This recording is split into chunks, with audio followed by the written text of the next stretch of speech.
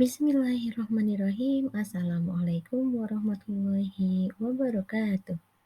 Jumpa lagi dengan saya, Ma'rifah Nur Rahmawati, guru PAI dan Budi Pekerti SD Negeri Hargomulyo 1.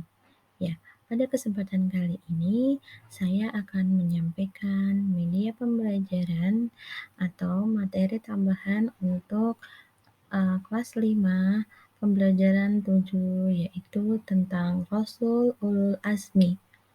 Nah, disimak ya anak-anak sekalian. Apa makna Rasul Allah itu? Nah, di sini saya sudah menuliskan Rasul itu artinya utusan, sedangkan Rasulullah artinya utusan Allah, yaitu seorang laki-laki yang diutus oleh Allah yang menerima wahyu dan berkewajiban menyampaikan kepada orang lain atau umat manusia. Itu yang disebut dengan Rasul. Tahukah kamu tugas dan sifat Rasul Allah?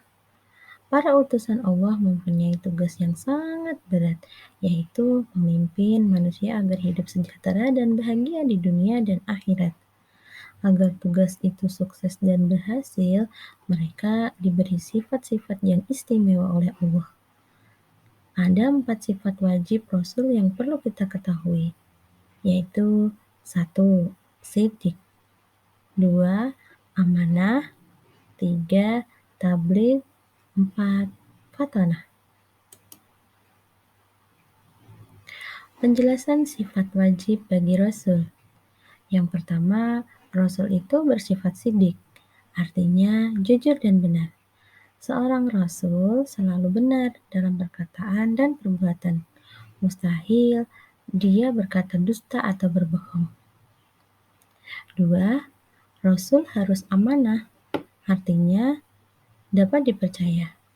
Seorang Rasul mustahil khianat. Dia wajib menyampaikan amanah Allah SWT kepada kaumnya. Semua perkataan, perbuatan, dan tindak tanduk Rasul harus benar dan tidak boleh ingkar janji. Ketiga, Rasul bersifat tabligh, artinya menyampaikan. Seorang Rasul harus menyampaikan pesan Allah SWT kepada umat walaupun terasa sulit atau dianggap membahayakan. Rasul tidak boleh menyembunyikan sesuatu yang telah diberikan Allah SWT kepadanya.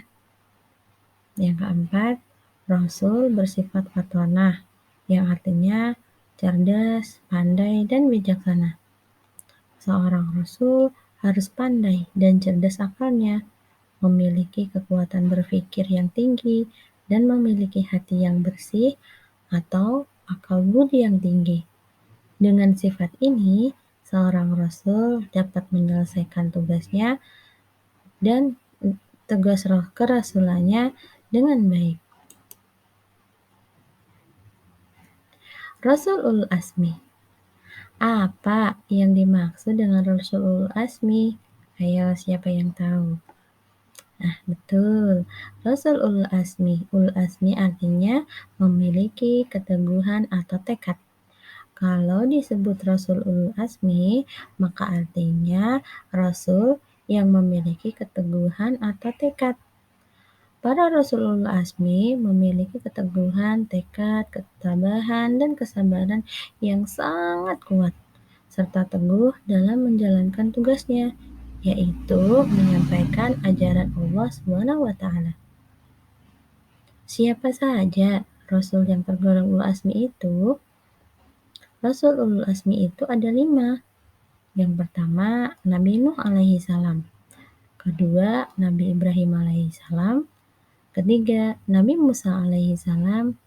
Yang keempat, Nabi Isa alaihi salam. Dan yang terakhir, Nabi Muhammad sallallahu alaihi wasallam. Rasul Ulul Azmi. Nabi Nuh alaihi salam. Berikut adalah kisah-kisahnya.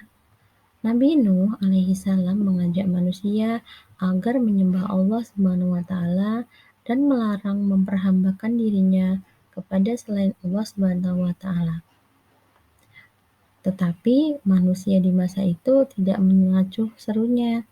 Seruan Nabi Nuh itu mereka sambut dengan cemooh dan ejekan. Selama 950 tahun, Nabi Nuh menyiarkan ajaran Allah Subhanahu wa taala, tetapi umatnya tetap saja ingkar, bahkan termasuk anaknya sendiri yang bernama Kan'an. Akhirnya, Tuhan menurunkan kepada mereka siksaan berupa banjir besar. Hanya sedikit orang yang selamat dari banjir besar. Mereka yang selamat adalah para pengikut Nabi Nuh. Nabi Ibrahim alaihi salam. Nabi Ibrahim alaihissalam hidup pada masa Raja Namrud yang dolim, musyrik, dan kufur. Nabi Ibrahim alaihissalam mengajak Raja Namrud dan kaumnya agar beriman dan menyembah Allah. Ia ajak agar mereka meninggalkan menyembah berhala, meninggalkan berhala. Karena ketaatan Nabi Ibrahim kepada Allah, maka doanya dikabulkan. Yang ketiga, Nabi Musa alaihi salam. Nabi Musa alaihi salam adalah putra Imron, keturunan Bani Israel. Ia hidup pada masa Raja Fir'aun yang sangat zalim, mengaku dirinya Tuhan. Siapa yang tidak mau menuhankannya, maka orang itu akan dibunuh.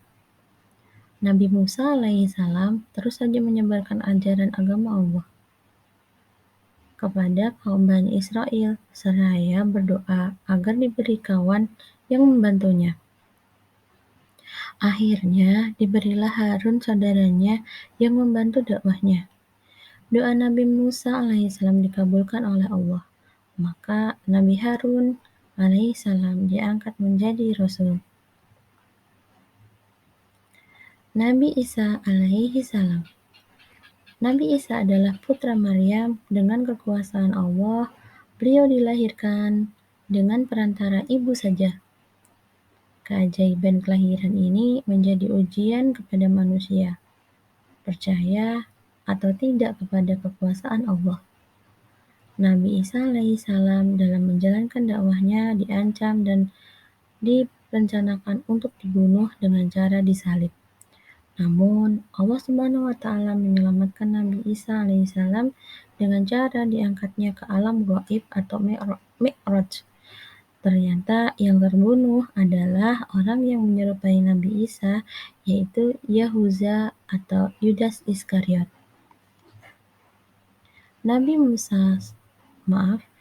Muhammad Shallallahu Alaihi Wasallam. Nabi Muhammad Shallallahu Alaihi Wasallam sejak usia muda, Nabi Muhammad terkenal jujur, tabah, sabar, bertanggung jawab, dan bekerja keras sehingga diberi julukan Al-Amin, artinya terpercaya.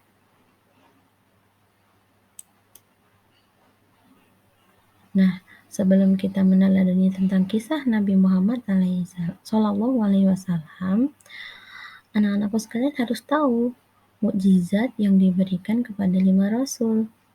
Mukjizat itu adalah suatu kelebihan yang diberikan kepada rasul ketika berdakwah, sehingga ketika para rasul itu berdakwah, beliau mempunyai kekuatan untuk membuktikan kekuasaan Allah. Saya kembali lagi. Di sini ada 5 rasul.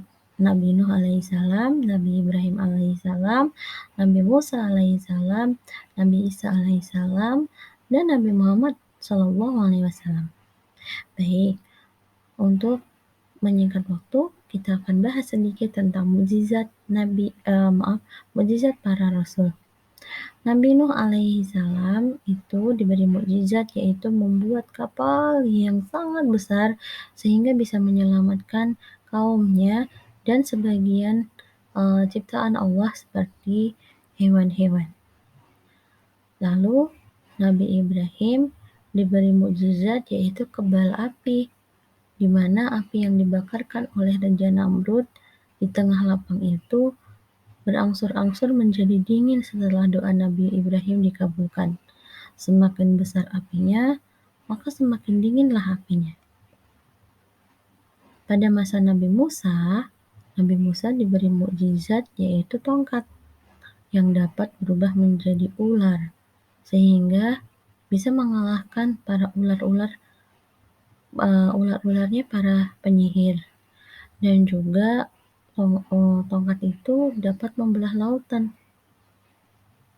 Sedangkan mukjizat Nabi Isa alaihi salam, sejak lahir Nabi Isa sudah sangat istimewa. Dia dapat berbicara ketika bayi. Lalu ketika beliau sudah menjadi rasul, beliau diberi mukjizat yang sangat luar biasa.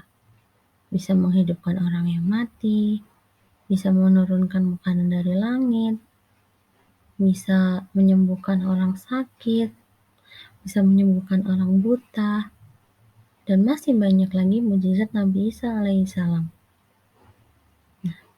Bahkan pada masa Nabi Isa alaihissalam diberi kitab Injil. Nah, pada saat Nabi Khotamul Anbiya wal Mursalin yaitu Nabi Muhammad SAW diberikan mukjizat yang sangat luar biasa. Yang pertama, beliau pergi untuk Isra Mi'raj. Yang kedua, beliau diberi keistimewaan yang luar biasa sehingga dari celah-celah jarinya itu bisa memunculkan air, bisa membelah bulan, dan juga Nabi Muhammad diberi mukjizat yang sangat luar biasa yang kita rasakan hingga saat ini yaitu tentang Al-Quran sebagai pedoman hidup manusia. Baik, kisah teladan Nabi Muhammad SAW. Setelah diangkat menjadi Rasul, beliau tak henti-hentinya berdakwah mengajak umat manusia untuk menyembah Allah dan meninggalkan kemusyrikan, yaitu penyembahan terhadap berhala. Nabi Muhammad SAW bukanlah sosok manusia pendendam, tidak membalas kejahatan Abu Jahal dan kawan-kawannya dengan tindakan yang sama, cukup menyerahkan persoalannya kepada Allah. Selain jujur dan pemaaf, Nabi Muhammad SAW sangat menyayangi anak yatim. Nabi pernah mengatakan, barang siapa yang memelihara dan mengasuh anak yatim dengan sebaik-baiknya, kelak mereka akan masuk surga dan ditempatkan berdekatan denganku. Hal ini disyaratkan Nabi dengan jari telunjuk dan jari tengahnya yang berdekatan dan tidak terhalang apapun. Begitulah kepedulian Nabi Muhammad SAW kepada umatnya. Rasul terakhir adalah Nabi Muhammad SAW. Dialah Nabi dan Rasul penutup. Tidak ada lagi Nabi dan Rasul sesudahnya. Karena Nabi Muhammad sebagai penutup, maka sering disebut dengan istilah Khatamul Anbiya wal Mursalin, yang artinya penutup para Nabi dan Rasul.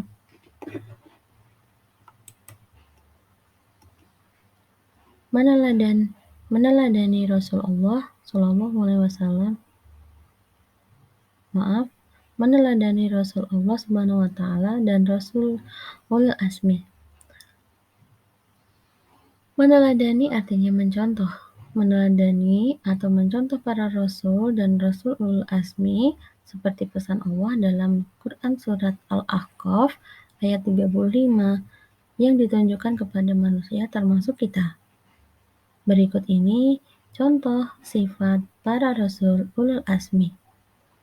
Rasul Ulul Asmi itu harus mempunyai sifat teguh dalam belajar, teguh dan sabar dalam beribadah dan salat, teguh dan sabar dalam mengerjakan tugas-tugas di sekolah, teguh dan belajar dalam mematuhi orang tua, teguh dan sabar dalam pergaulan, tidak cepat marah, teguh dan sabar dalam mematuhi peraturan, baik peraturan di rumah, sekolah maupun lingkungan tempat tinggal.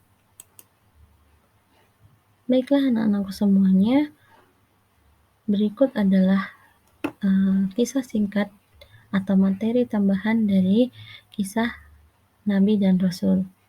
Nah, di sini saya menyampaikan tentang Rasul Ulul Asmi. Nah, baiklah, saya akan berikan latihan soal PAI kelas 5 pembelajaran 7. Mari mengenal Rasul-Rasul Allah. Kamu bisa mengasah pemahaman dan kemampuanmu menggunakan latihan soal versi online. Silahkan klik tautan di bawah ini ya. Terima kasih, semangat mengerjakan. Wassalamualaikum warahmatullahi wabarakatuh.